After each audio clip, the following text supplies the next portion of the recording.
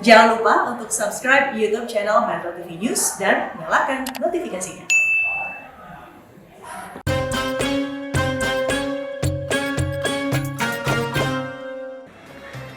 Kalau kita terus berusaha untuk bisa mengendalikan ego duniawi kita, insya Allah dengan terus berproses ya, ayo coba bertahan, coba lagi, insya Allah nanti akan ada bahasanya equilibrium, keseimbangan antara kecintaan dunia dengan akhirat ya. Bahasanya keren banget ya kayaknya. Oke, silakan rekan-rekan mahasiswa UIN yang hadir di sini, yang tadi mau bertanya siapa? Langsung nama, fakultasnya apa, dan pertanyaannya.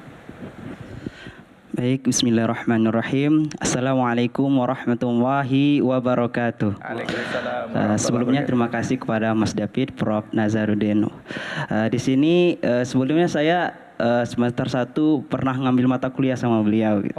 Tapi di sini Masya Allah berkesempatan untuk bertanya langsung. Di sini saya ingin bertanya, tadi kan temanya tentang fakultasnya apa? Fakultas Usuluddin. Oh, Usuluddin, oke, siap. Tafsir hadis ya? Ilmu Al-Quran Tafsir. Tafsir ya. Saya ingin bertanya, Prof. Kan dari tadi berbicara tentang seseorang yang terlalu mencintai dunia. Ya. Seperti yang kita ketahui, mungkin kita dituntut untuk hidup seimbang antara dunia dan akhirat. Ya. Nah, seperti apa kerugian atau penyesalan terbesar bagi seseorang yang terlalu mencintai dunia semasa hidupnya, dan bagaimana nanti jika dia di akhirat? Mungkin sekian. Assalamualaikum warahmatullahi wabarakatuh. Waalaikumsalam warahmatullahi wabarakatuh. Iya, bagus ya. Orang yang terlalu mencintai dunia, selain akan menyesal nanti di akhirat itu pasti ya, tapi di dunia itu juga sudah mulai menyesal sebetulnya ya. Saya sih overacting. Malum orang kaya baru. Orang kaya baru itu kan belum waktunya beli mobil cicil setengah mati. Mobilnya sih oke, tapi istrinya setengah mati mencukupi 1 bulan belanja keluarganya kan. Makanannya apa nggak bergizi demi untuk penampilan gitu. Anaknya jadi korban kan. Nggak usah kuliah di situ, itu kuliah di fakultas murahan aja. Maunya sepatunya bukan main. Itu namanya orang tua egois. Dia mikirkan dirinya sendiri, tidak mau memperhatikan masa depan anaknya. Nah, bagi kita pemikiran tawazun, equilibrium tadi itu penting.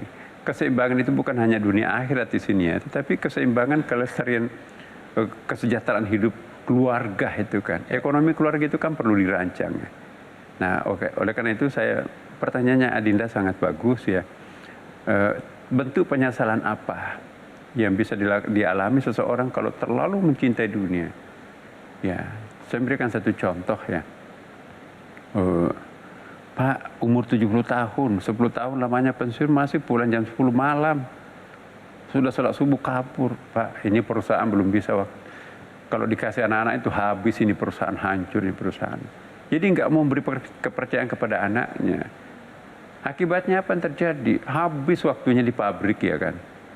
Sementara teman seangkatannya bukan main, dia sudah punya pondok, dia sudah punya madrasah ya.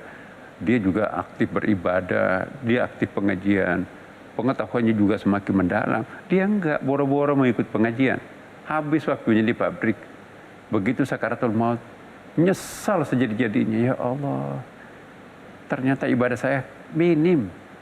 Menyesal. Semua orang pasti menyesal, tapi yang paling menyesal adalah orang seperti tadi.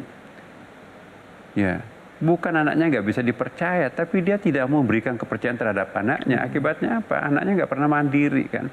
Jadi merancang kehidupan itu tadi yang saya katakan dari awal. Program kita itu harus ada. Umur berapa saya harus sampai di sini. Itu kan pemerintah juga sudah mengatur ya. Umur 60 tahun pensiun. Itu warning buat kita itu. Kalau orang sudah pensiun itu pasti ada gaji pensiunnya kan. Anak-anak juga sudah bisa mandiri pada umumnya kan.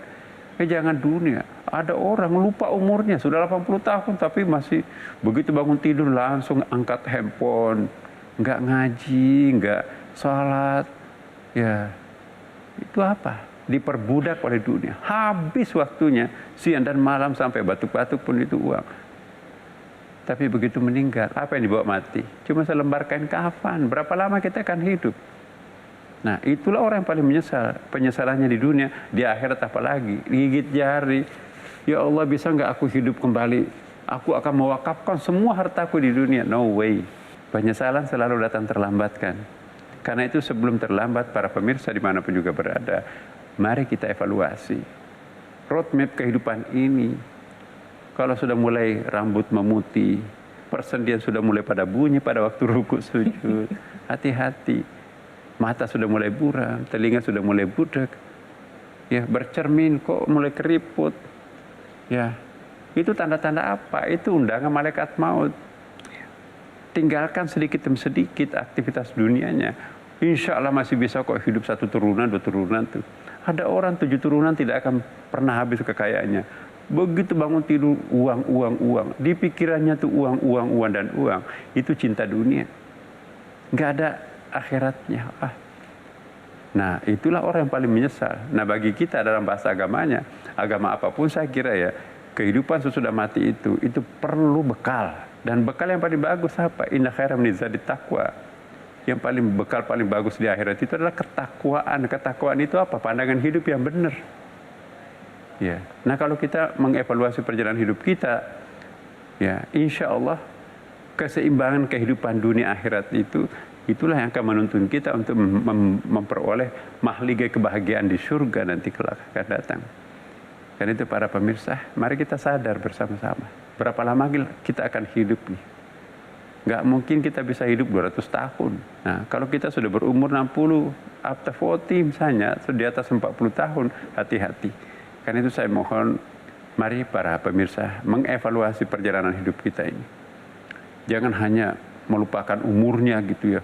Pokoknya sudah umur seperti itu masih ingin meniru cucunya.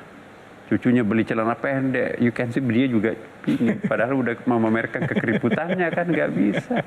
Udah batuk-batuk masih ingin naik motor besar itu. Mestinya ke masjid, Bapak Ibu. Mestinya ngaji. Mestinya ke panti asuhan. Kalau ingin dijemput dengan husnul khatimah kan. Ya, apalagi kalau ada dijemput di mana? Di rumah maksiat, nauzubillah min dzalik. Para pemirsa, inilah saya kira mudah-mudahan kita sadar bahwa perjalanan kita begitu pendek dan begitu cepat kita akan jalani. Mari kita sadar sebelum terlambat. Terima kasih. Assalamualaikum warahmatullahi wabarakatuh. Waalaikumsalam warahmatullahi wabarakatuh. Terima kasih banyak Prof.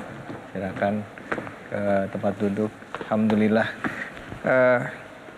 Pertanyaannya tadi itu terjawab ya Mas ya, bahwa orang kalau udah meninggal ya Prof, kalau ditanyain di dalam Al-Quran dikatakan ada yang kalau boleh suruh sholat. Terus pengennya sholat gitu udah nggak bisa. Pengennya apa? Bersedekah udah nggak bisa. Ya mudah-mudahan kita bisa termasuk orang yang tadi tawazun ya istilahnya Profesor ya Prof ya. Tawazun. Prof, kira-kira apa yang bisa kita simpulkan dari bahasan kita, yaitu memberikan batasan terhadap kecintaan dunia atau mengendalikan kecintaan terhadap dunia? Ya, pertama jangan agama menghalangi kita untuk mencari dunia. Menghalangi. Ya. Yang kedua, jangan dunia ini menghalangi kita untuk aktif menjalankan maksimalisasi kehidupan beragama. Ya. Yang ketiga, mari kita melakukan keseimbangan elaborasi antara kehidupan dunia di hari itu seperti percampuran antara teh dan air, ya. Teh dan gula. Kita nggak bisa lagi misahkan teh, gula, dan air. Itulah contoh pembauran antara dunia dan akhirat. Jangan seperti minyak dan air. Minyaknya di atas, airnya di bawah. Ya, akhiratnya di bawah, ya, dunianya di atas. Dunia akhirat itu harus asimilasinya sangat bagus, integrasinya sangat bagus ya, kolaborasinya sangat bagus ya, penyatuannya sangat bagus. Nah, dengan demikian itulah menjadi manusia seutuhnya. Ya. Dunia akhirat akan sukses insya Allah. Baik, terima kasih banyak Prof bahasannya. Dan saya ingat dalam beberapa bahasan yang lalu Prof juga pernah mengingatkan kepada kita semua bahwa sebenarnya apa yang kita kerjakan di dunia ini itu ibadah. Ya Prof bilang gitu, bahwa kita kerja bisa ibadah kalau ikhlas niatnya karena Allah. Sekolah nyari duit karena, atau sekolah kita belajar nyari ilmu niatnya karena Allah, jadi ibadah, jadi balance gitu. Ya Prof ya Prof. Baik, Masya Allah. Alhamdulillah hari ini kita tercerahkan ya, begitu banyak tantangan dalam kehidupan kita sehari-hari. Kadang-kadang kita terlena dengan pekerjaan atau mungkin dengan rutinitas kita sehari-hari. Buat yang pengusaha, uang jadi salah satu target untuk bisa kita raih setiap bulannya atau setiap tahunnya. Bagi seorang pekerja, mungkin jabatan jadi salah satu targetnya. Tapi jangan jadikan harta dan jabatan kita melalaikan kita dari urusan akhirat kita. Karena semuanya akan dipertanggungjawabkan. Itu seperti yang disampaikan oleh Profesor Ray. Terima kasih banyak atas kebersamaan Anda. Saya dapat Halik undur diri dan terima kasih rekan-rekan mahasiswa UIN Syarif Hidayatullah yang sudah menyempatkan hadir ke sini. Ada yang dari Lombok, dari Padang, dari... Oh, saya kira dari tadi, enggak ya? Terima kasih Prof, terima kasih ilmunya. Assalamualaikum warahmatullahi wabarakatuh.